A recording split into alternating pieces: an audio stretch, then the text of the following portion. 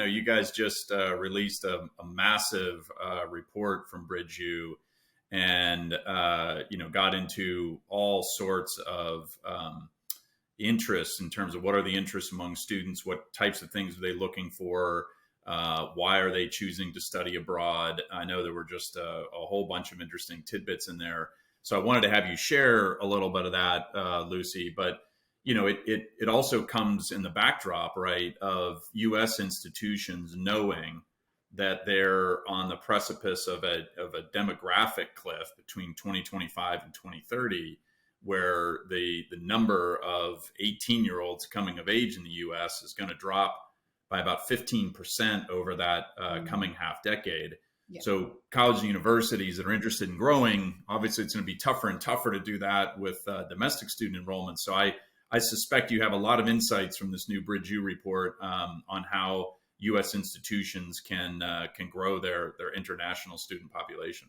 Yeah, absolutely. I mean, the report we put out sort of analyzed application and admissions data from our population of prospective undergraduate candidates into the US from the last 5 admission cycles. So it also has kind of a bit of a pre, during, and post kind of COVID element to it, which I think is interesting. And we're looking at analyzing data from over 250,000 applications. So we're certainly, I think, seeing that there is, as we talked about earlier on, given the markets we serve and the populations of students we support, there is continued very, very strong demand for access to the world's best universities, which, as we've talked about, are disproportionately located in a very small number of Anglophile countries.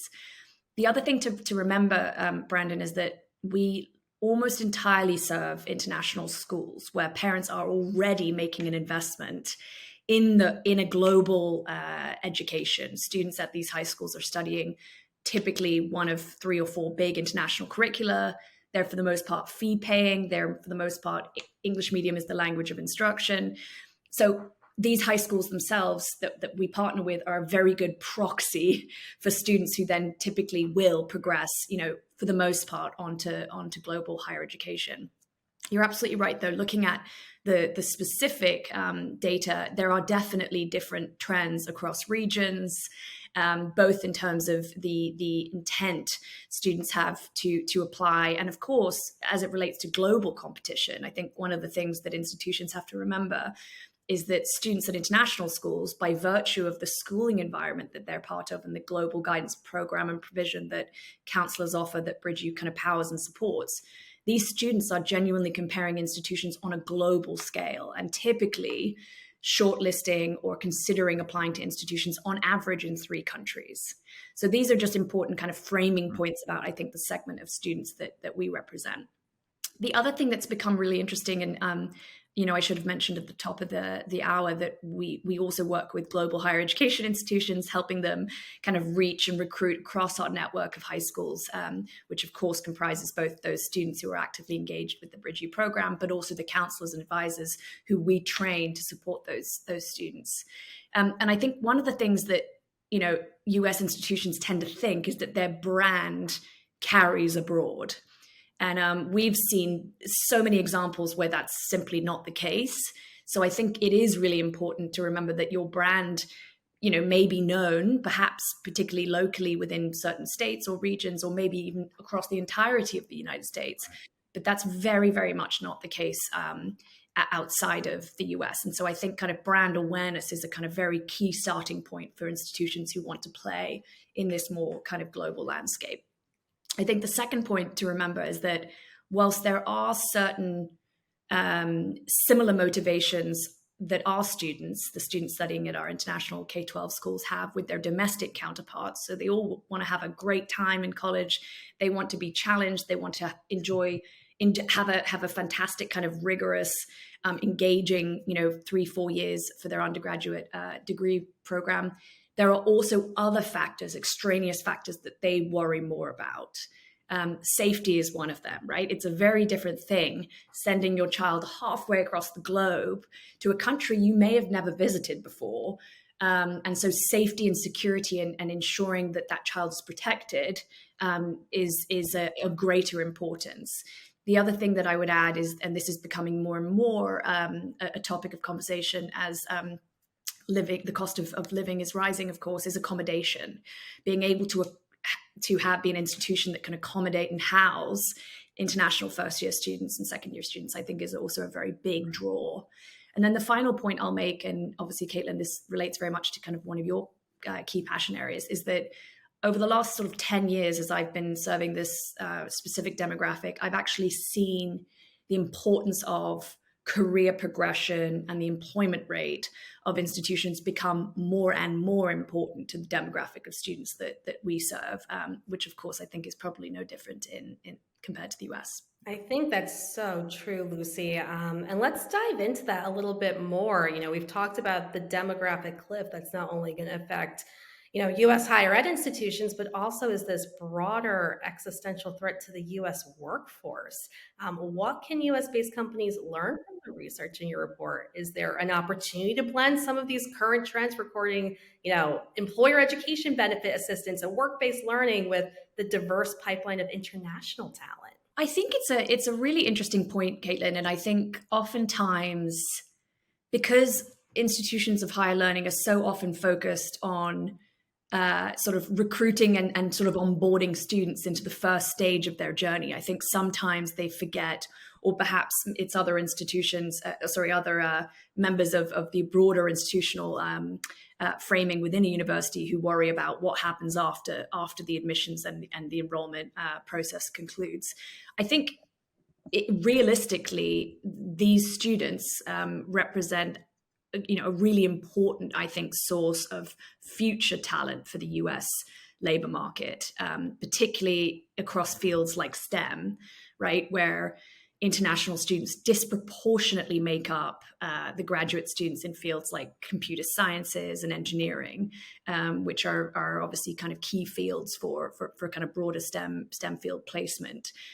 So I think it's important to sort of connect these narratives really, and to think about the US being a place that can attract the best talent.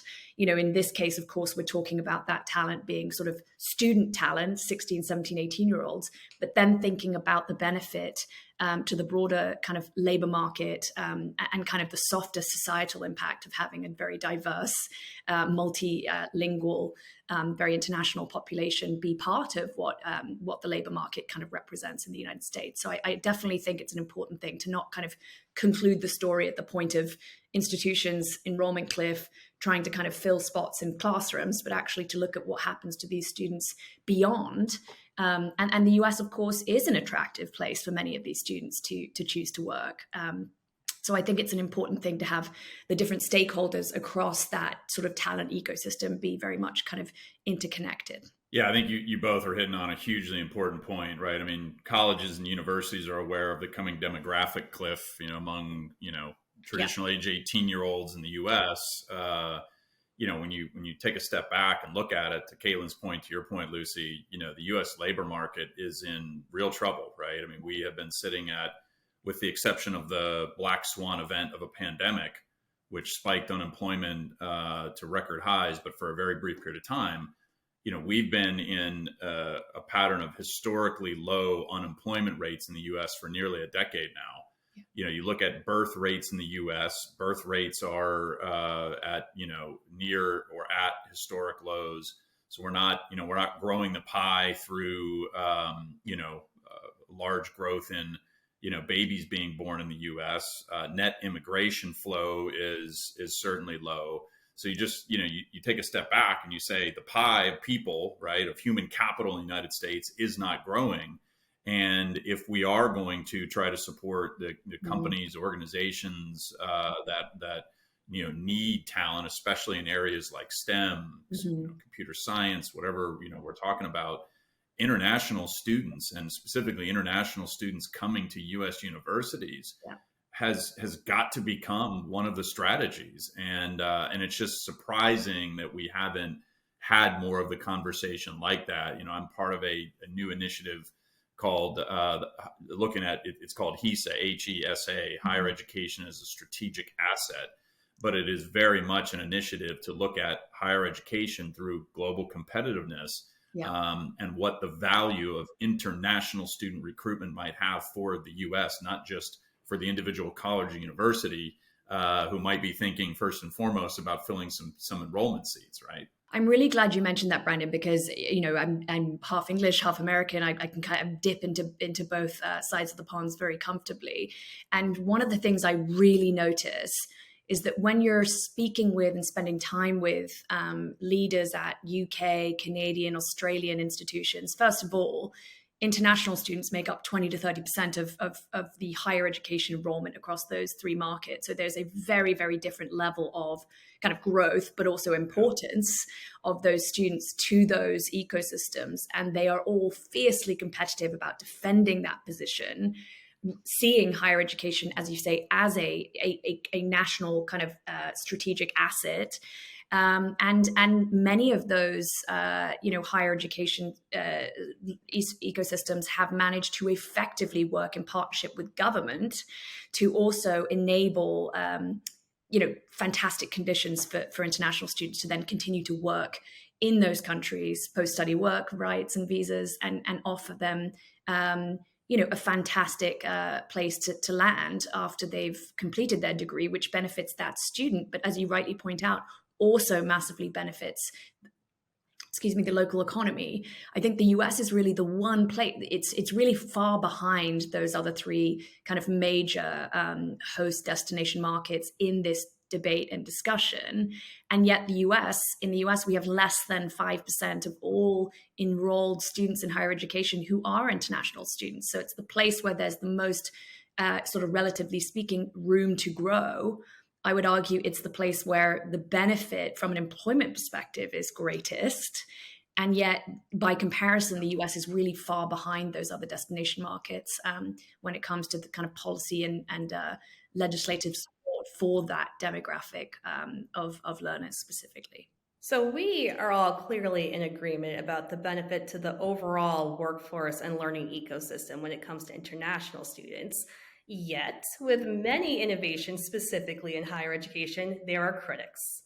There are some out there who say reliance on international student tuition, who typically pay full brakes, only exacerbates inequity for domestic students. There's others that say this isn't solving the root financial cause of budgeting inefficiencies in U.S. institutions.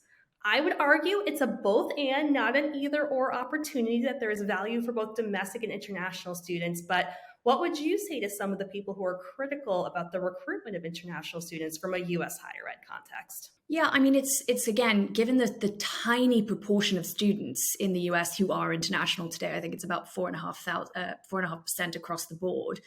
There's just no way that tiny percentage is propping up the cost, the very material cost of college across the United States, Kaitlin. So I think it's also worth remembering that outside of the very elite institutions, and I'm talking the top 20, maybe 40, the vast majority of institutions are struggling to meet their enrollment goals. So if anything, I think international students sort of provide, a much needed way to ensure that these institutions can continue to diversify their revenue streams, particularly as Brandon was saying, we're a year and a half ahead of this kind of much talked about enrollment cliff. I think, again, so I think it's a very hard argument to make. The maths just don't add up to say that international students are kind of propping up the kind of cost of college in the United States. I don't, however, disagree that that is a problem and a challenge in and of itself, and one that needs addressing. So I wanted to make that point.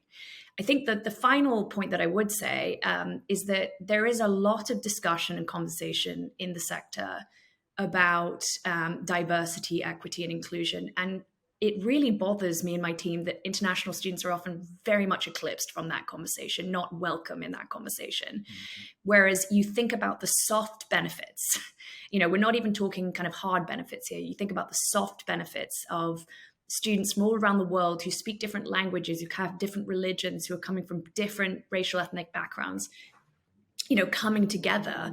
To me, that's sort of what higher education is about. It's about learning. It's about questioning. It's about opening your mind to different ways of thinking, different belief sets, different, perspectives. And I think there is a huge soft benefit for many American students, they've probably not met many students from outside of the United States when they enroll, at the age of 17, 18 in college. And I think that opportunity for intercultural exchange and sort of the widening of perspectives, I think, is a huge benefit. And again, one that doesn't sort of, I think, get the amount of airtime that it probably deserves. As usual, I wish we had more time to keep going further in the conversation. I mean, I think we've hit on U.S. economic, value from the perspective of international students. I love where you left it, Lucy, and thinking about international students in the context of DEI initiatives and how that can be a broader perspective than I think we typically look at that lens through. And there's just incredible opportunity for U.S. higher education. I mean, it still is stunning to me that to your point, less than 5% of the students in the U.S. are international students. When of course we know that it's still one of the countries that's at the very top of the list in terms of desires from international students. That said, we've got stiff competition. Canada, UK, Australia. We're not the only ones in this competitive landscape. So I certainly hope that a lot of the domestic college and university leaders here in the U.S. will pay careful attention to the insights coming from BridgeU and certainly explore the ways in which BridgeU might be a helpful part of their strategy. So thanks for joining us. Thanks very much, Brandon. Thanks, Kaitlin.